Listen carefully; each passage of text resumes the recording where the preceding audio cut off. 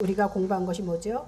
시험을 참는 자, 다시 말해서 시련을 견뎌낸 사람들에게는 하나님께서 생명의 면류관을 허락하신다는 말씀을 들었습니다. 여기서 생명의 면류관 그러니까 진짜 생명을 우리에게 씌워주는 것이 아니라 비유적인 설명으로 생명의 면류관 그러면 생명을 주시는 거고, 의의 면류관 그러면 의를 주신다 그랬어요. 그런데 성도들에게는 끊임없이 시험과 시련이 닥치는데 이것을 이겨낸 자들을 성경은 뭐라고 얘기하죠? 주를 사랑하는 자들. 다시 말해서 주님을 사랑하는 자가 시련과 유혹을 이길 수 있다는 것을 지난 시간에 우리가 같이 생각해 보았습니다.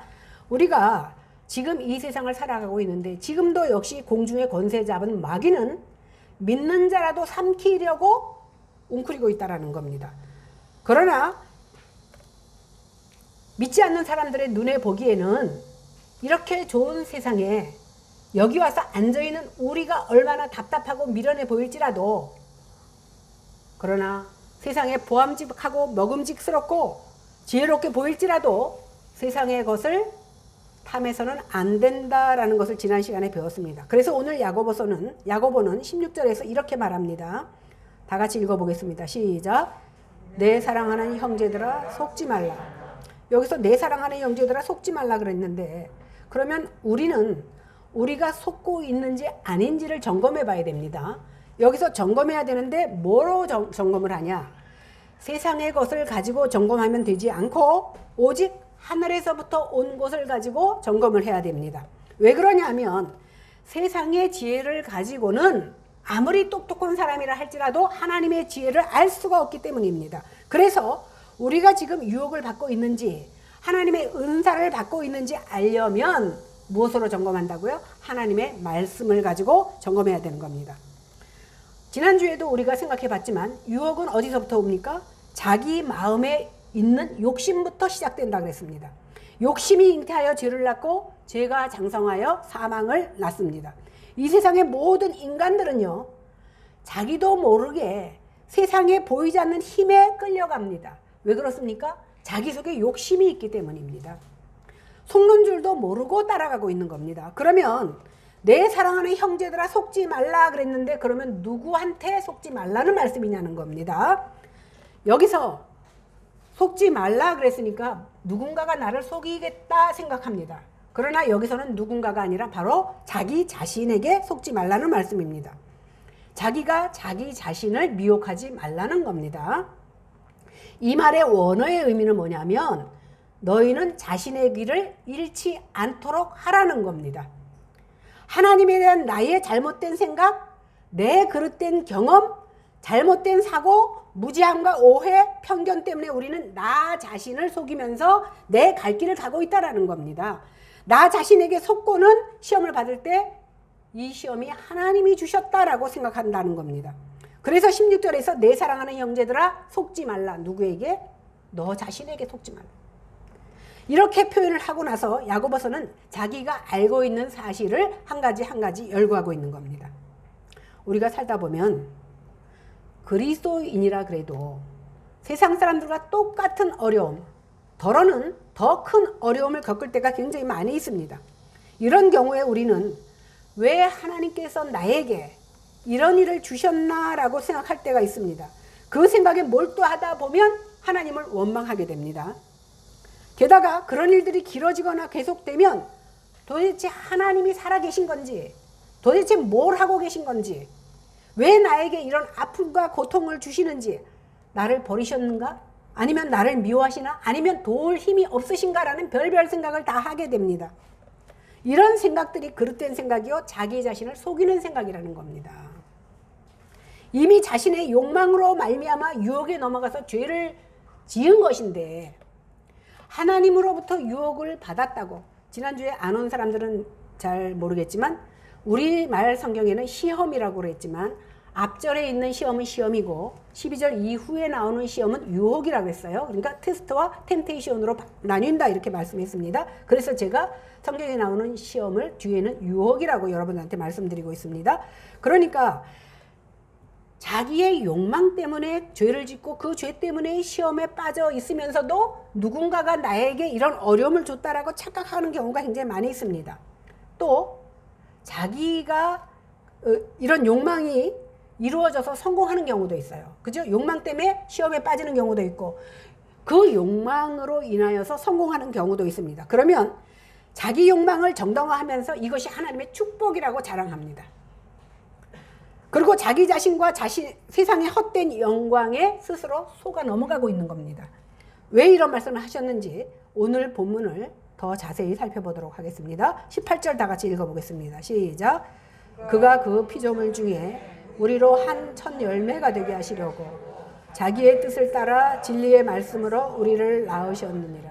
오늘 18절 보니까 마지막이 우리를 낳으셨다 이렇게 마무리가 되죠. 이 말씀은 비유적인 말씀이에요.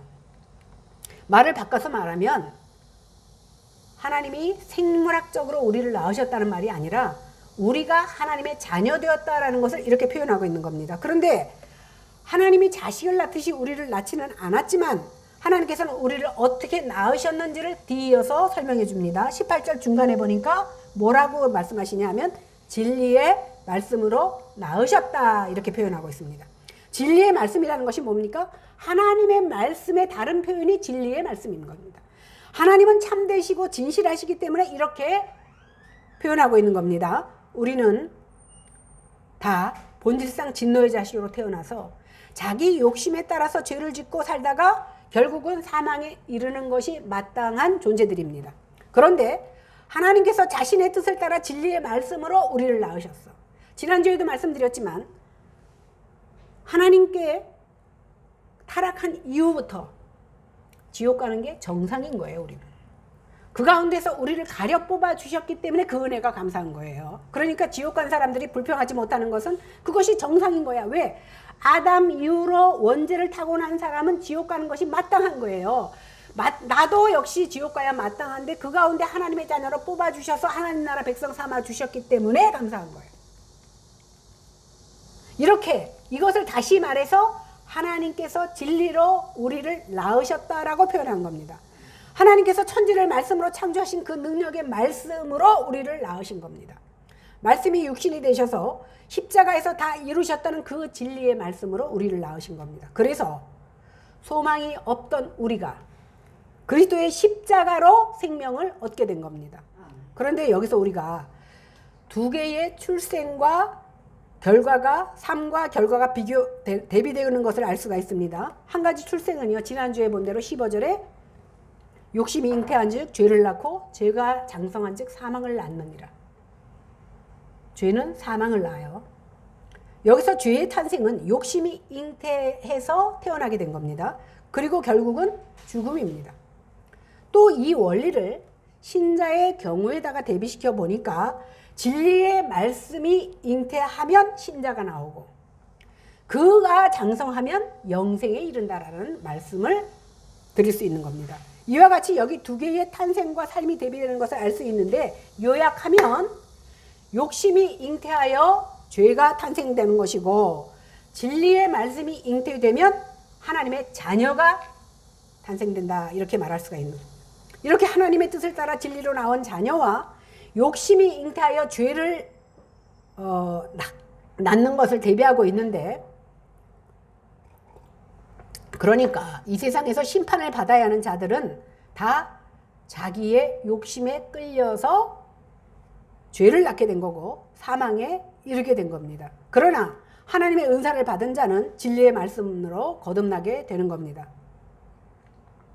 그러니까 믿는 자나 믿지 않는 자나 지금 다 세상 따라가서 세상 따라 삽니다. 그래서 우리 신학대학원 다닐 때 어떤 교수님 무엇이 똑같을까? 세상과 성도가 똑같지요. 이 노래를 무엇이 똑같을까? 세상과 성도가 똑같죠. 세상과 성도가 구별되지 않는 모습을 이 세상 살아가지만 그러나 이 말씀을 듣는 우리는 말씀 따라 살아야 되는 줄로 믿습니다.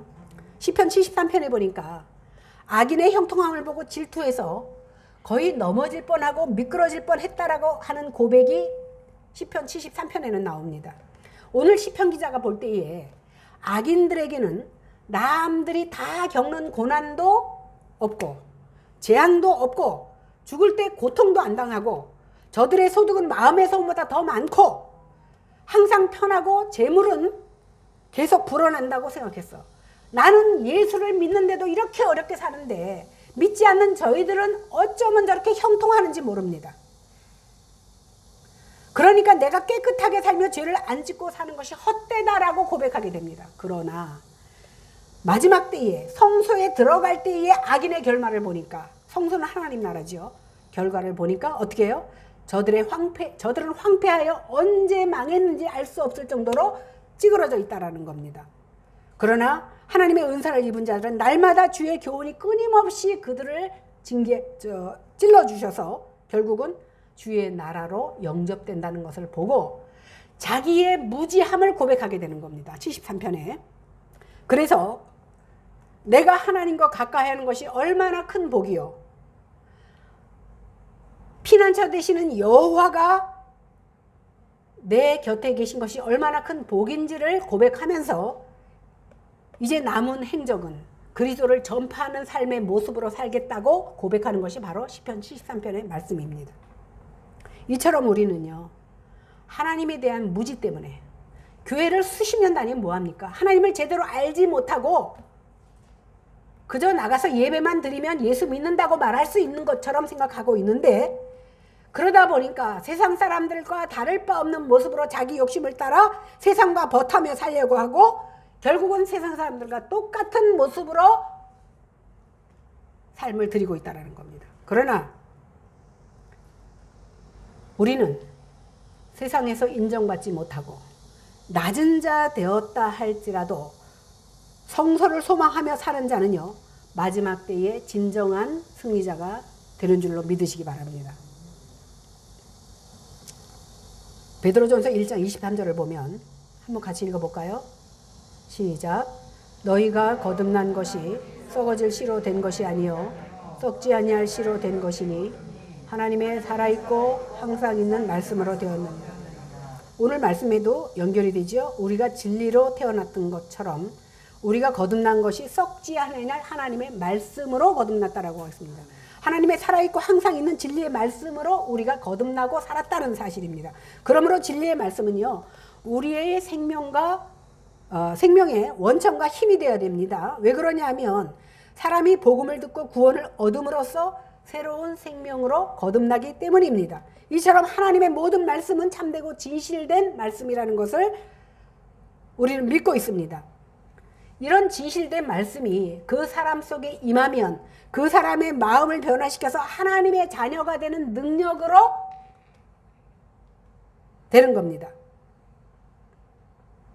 그런데요, 하나님의 말씀을 통해서 하나님과 상관없이 살던 사람은요,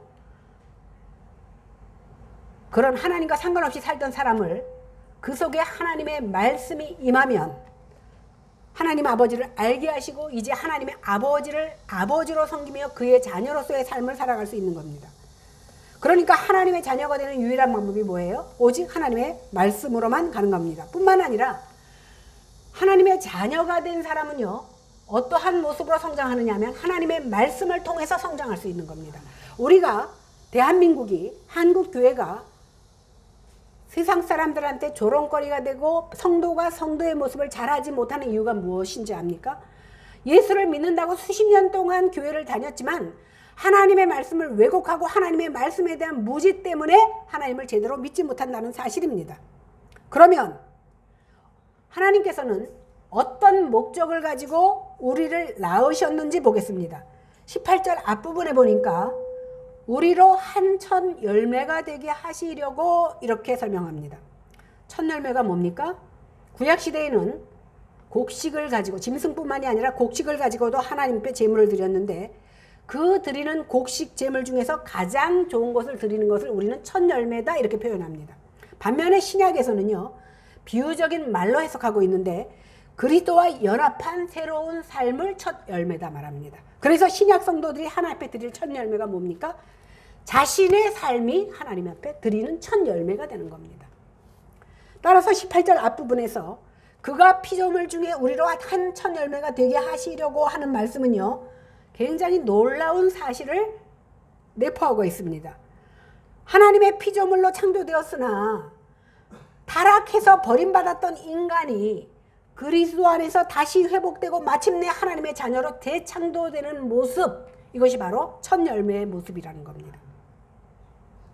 또 한 가지는요, 하나님께서 지으신 모든 피조물 중에서 가장 좋은 존재로 여기신다는 것이 바로 첫 열매의 의미입니다. 그러니까 하나님께서 자녀를 삼으신 것은요, 자신의 가장 좋은 소유로 우리를 삼으신다는 약속입니다. 구약성경 출애굽기 19장 5절에서 6절에 보면 세계가 다 내게 속하였노니 너희는 내 말을 잘 듣고 내 언약을 지키면 너희는 모든 백성 중에서 내 소유가 되겠고 너희가 내게 대하여 제사장 나라가 되고 거룩한 백성이 되리라는 말씀이 있습니다. 여기 5절 앞부분에 보니까 이 세계가 다 내게 속하였다 그랬는데, 이 세계가 다 내게 속하였다는 것이 뭐예요? 하나님의 소유라는 겁니다. 그러니까 이 세상에 하나님의 소유가 아닌 것은 아무것도 없습니다. 그런데 이스라엘 백성들을 가리켜서 너희는 내 소유가 된다 그러니까 여지껏은 이스라엘 백성들이 하나님의 소유가 아니었다가 지금 하나님의 소유가 됐나? 이 말이 아닙니다. 무슨 말이냐면 내 소유라는 원어는 세굴라인데 이 뜻은 뭐냐면, 자, 뭐 저는 뭐가 많지 않지만 각자 집에 자기의 소유물이 많이 있죠. 그 가운데서 가장 아끼는 것이 각자 있습니다. 여자들이라고 하면 뭐 몇 캐럿짜리 보석이 있다 그러면 다이아몬드가 있고 그거 가장 아끼지 않겠습니까?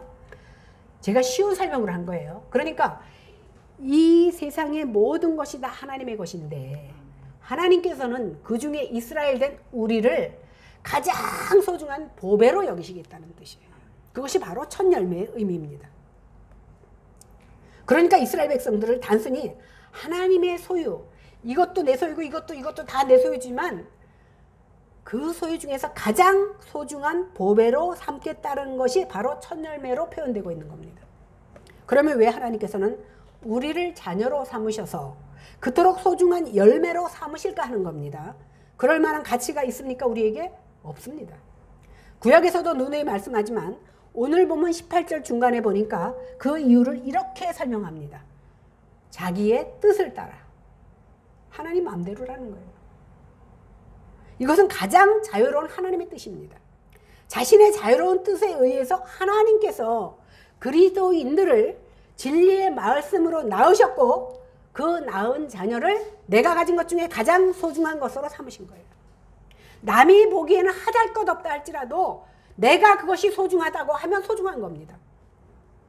그러니까 하나님께서 이렇게 우리를 자녀로 삼으신 것은 어쩔 수 없어서 삼으신 것이 아니라 이미 우리를 자녀로 낳기 전에 진리의 말씀을 통해서 자녀를 삼으시기도 전에 하나님께서는 마음을 정하시고 우리를 기쁜 마음으로 자녀를 삼아주신 겁니다. 다시 말해서 하나님께서 우리를 만들어 놓고 어떤 우리처럼 우리 자식들한테 뭐 생활비 대주고 교육비 대주는 건 어떠한 의무감도 있잖아요. 그러나 하나님께서는 의무감 때문에 그런 것이 아니고 우리의 좋은 면이나 그런 것을 보시고 하신 것이 아니라 하나님이 스스로 자신의 뜻을 따라 이 세상에 태어나게 하시기도 우리가 태어나기도 전에 그렇게 정하셨다는 겁니다. 만세 전에. 그래서 하나님 말씀을 통해서 우리를 낳으시고 자녀되게 하시고 우리를 가장 소중한 존재로 만들어 주신 겁니다. 또 여기서 생각해 볼 때 첫 열매라는 말은 순서상의 첫 열매. 우리가 레위기 할 때 보면 첫 것을 드리잖아요. 그래서 11조도 그거 안 돼 드리는데 짐승의 11조, 나무의 11조 드리는 거 여러분 알죠? 나무도 11조 드립니다. 레위기 쭉 보면 나무도 3년 안에는 열매가 4년째 되면 열매를 따는데 그 첫 열매는 누구에게? 제사장에게 하나 앞에 드리고 그 다음에 5년째 될 때부터 우리가 먹을 수 있는 거예요. 짐승은 어떻게 드립니까? 하나 무작위로 세워놓고 10번째 되는 것은 하나님의 것이에요. 그런데 그게 너무 좋은 게 걸렸어. 그럼 주인이 나쁜 거로 바꾸고 싶으면 바꿀 수 있습니까? 아닙니다. 바꾸고 싶은 마음이 들었으면 10번째 좋은 것 드리고 바꾸려고 했던 것도 같이 드려야 됩니다. 제사장은 모르지만 하나님이 아시기 때문에. 이렇게 하나님께서는 얼마나 하나님에 대해서 진심과 전심을 다하여 사랑하는가를 하나님은 보시는 거예요. 그래서 여기서 첫 열매라는 것이 첫 번째라는 의미도 있지만 하나님께서 택하신 모든 그리스도인들을 첫 열매라고 말씀하고 있는 겁니다. 그래서 진리의 말씀으로 우리가 하나님의 첫 번째 것으로 태어났기 때문에 우리는 하나님의 뜻을 따라야 될 의무가 있는 성도들입니다. 17절 한번 읽어보겠습니다. 시작.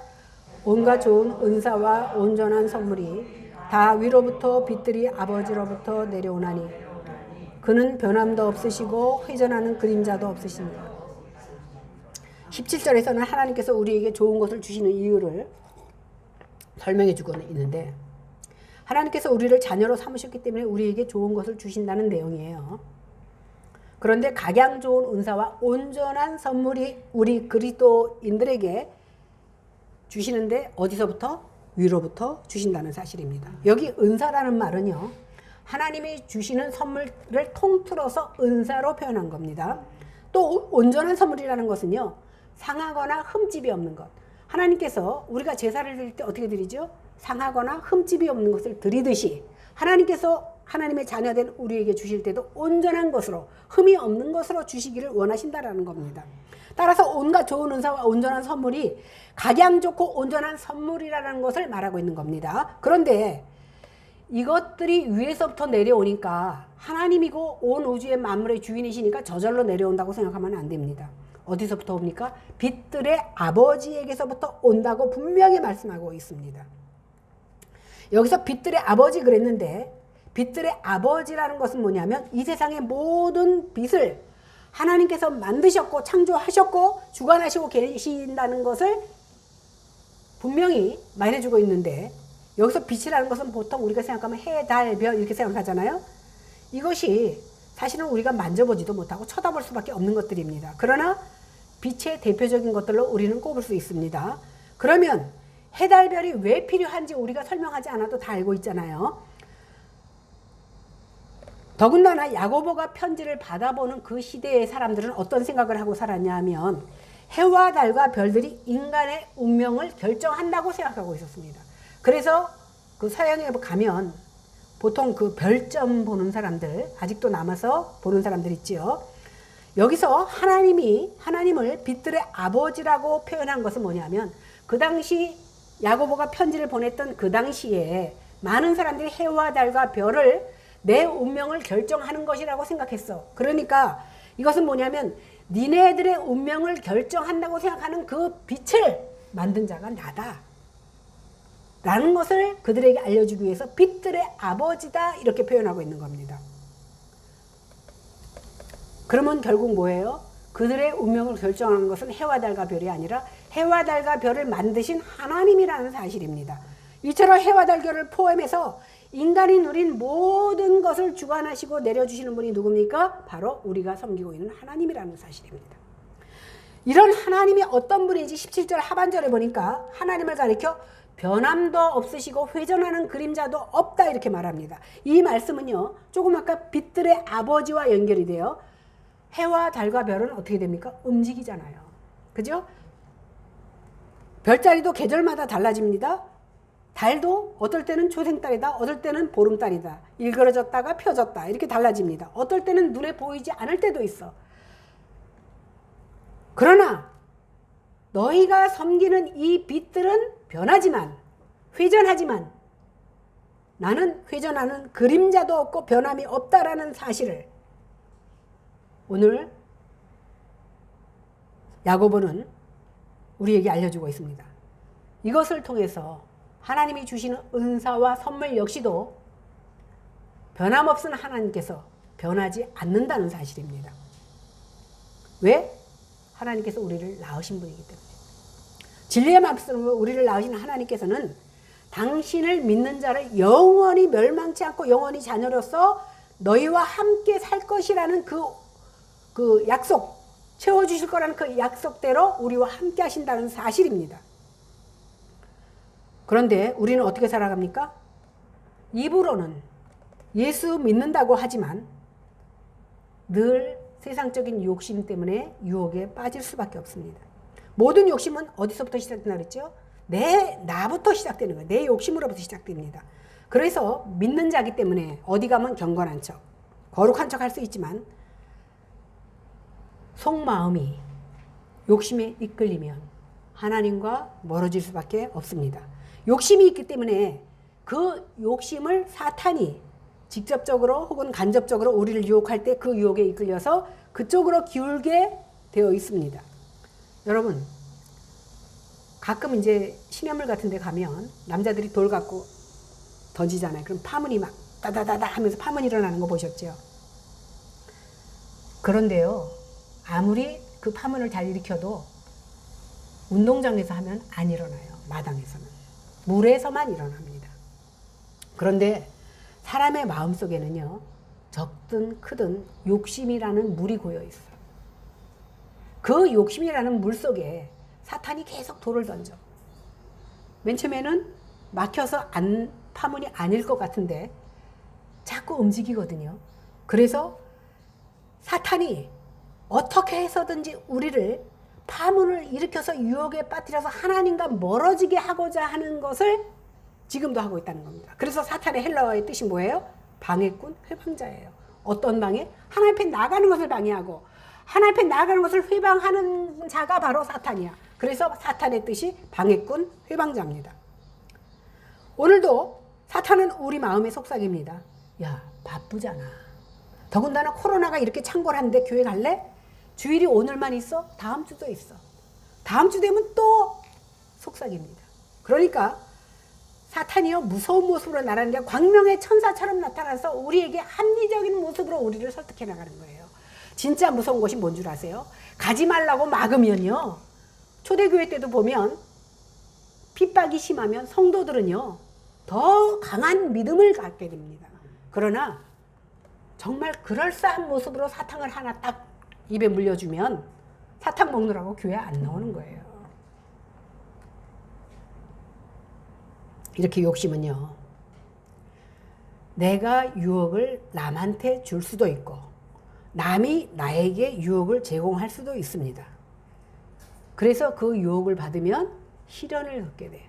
그러니까 우리는 늘 유혹에 노출돼 있고 언제나 시련을 겪을 수밖에 없습니다. 그러나 깨닫고 이길 수 있는 힘이 어디서 나옵니까? 내가 하나님을 사랑하는 자는 하나님을 사랑하는 그 힘으로 이길 수 있는 겁니다.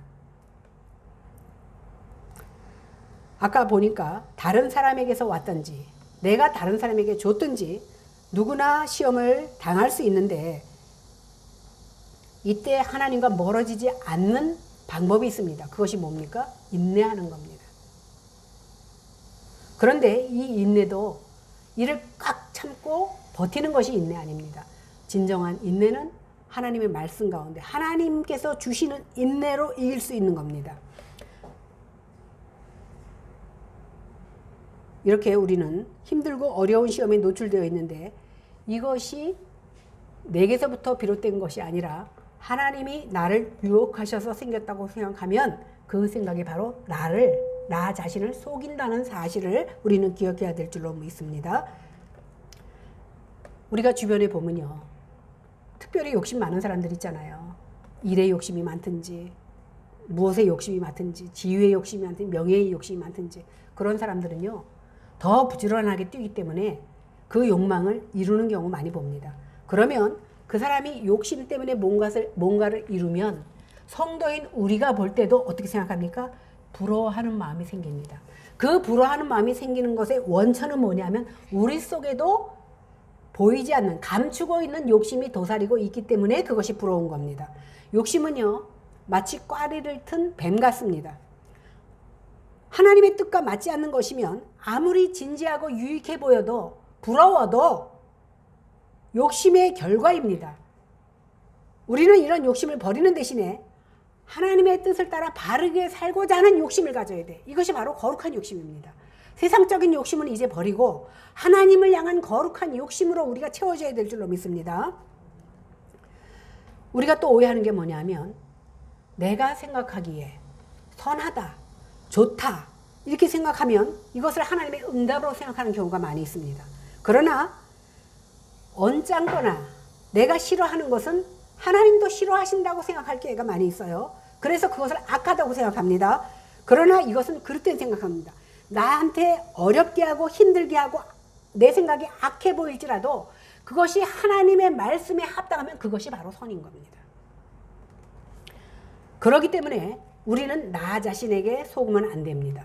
그래서 그 기준을 어디다 삼아야 된다고요? 하나님의 말씀을 기준으로 삼아서 내 생각이 아무리 많은 사람들이 박수를 쳐주는 생각이라 할지라도 하나님의 생각과 틀리면 우리는 그 욕심을 단호하게 내버릴 줄 아는 그런 결단이 우리 가운데 있어야 될 줄로 믿습니다. 이렇게 하나님 앞에 우리의 욕심을 버리고 결단할 때 하나님께서는 어떻게 해요? 더 좋은 것으로 채워주시는 은혜가 임하는 줄로 믿으시기 바랍니다. 그러니까 내가 믿음이 없는 상태에서 많은 세상적인 것으로 채워주시면 하나님 뒷짐지고 보고 계십니다. 그래, 채워봐라. 언제 떨어뜨립니까? 가장 높은 자리에 올라갔을 때 떨어지면 진짜 자신의 몸을 추리지도 못하는 거예요. 그러니까 빨리 하나님 앞에 돌아와서 회개하는 모습으로 삶을 드려야 될 줄로 믿습니다.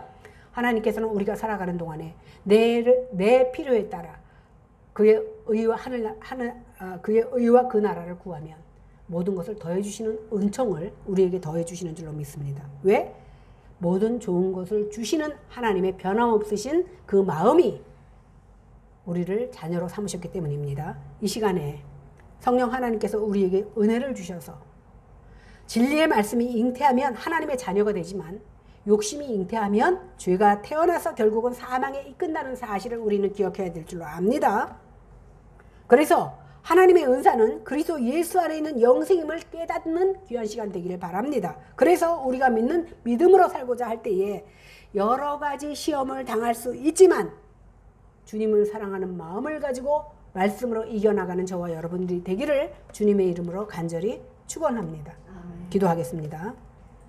하나님, 수십 년 동안 예수를 믿은 것을 자랑해왔고 성경을 몇 독 읽은 것을 자랑해왔고 내가 기도를 많이 한 것을 자랑해왔지만 하나님 보시기에 옳다라고 인정을 받은 것이 자랑하는 것이지 내가 잘했다고 하는 것이 잘한 것이 아닌 것을 이 한 시간에 야고보서를 통해서 우리는 깨달을 수 있었습니다. 하늘의 아버지께서 보잘것없는 나를 하나님의 자녀 삼으시고 첫 열매 삼아 주셔서 하나님이 모든 것의 소유 주시지만 그 소유 중에서 가장 귀중한 소유로 보물로 삼아주신 하나님 은혜를 지심으로 감사합니다. 이러한 자존감을 가지고 더욱더 하나님의 자녀다운 모습으로 삶을 드리는 저희들이 다 될 수 있도록 저희들에게 믿음의 담력을 허락하여 주시옵소서. 감사드리며 예수님 이름으로 간절히 기도의 싸움 나이다. 아멘. 찬송가